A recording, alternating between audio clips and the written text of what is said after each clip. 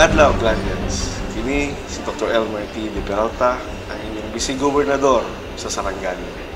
Ginaawhag tamo nga moadto og bisita sa Gumasa, lan sa moabutay na pagsaulog sa Mahing Festival karong Abril 21 hangtod Abril 23, 2017. Nagantag mga aktibidades na kinahanglang atangan para sa sunod-sunod na sa tulo ka adlaw.